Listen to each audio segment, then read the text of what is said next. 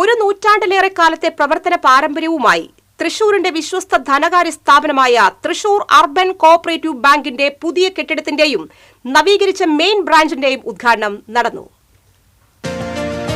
പുത്തൻപള്ളിക്ക് സമീപം പ്രവർത്തനം ആരംഭിച്ച തൃശൂർ അർബൻ കോഓപ്പറേറ്റീവ് ബാങ്കിന്റെ പുതിയ കെട്ടിടമായ അഡ്വക്കേറ്റ് CA ഔസേപ്പ് ടവറിന്റെ ഉദ്ഘാടനം ആഭ്യന്തര വകുപ്പ് മന്ത്രി രമേശ് ചെന്നിത്തലയും നവീകരിച്ച മെയിൻ ബ്രാഞ്ചിന്റെയും ലോക്കറിന്റെയും ഉദ്ഘാടനം യുവജനക്ഷേമ കായിക വകുപ്പ് മന്ത്രി OJ ജനീഷും നിർവഹിച്ചു.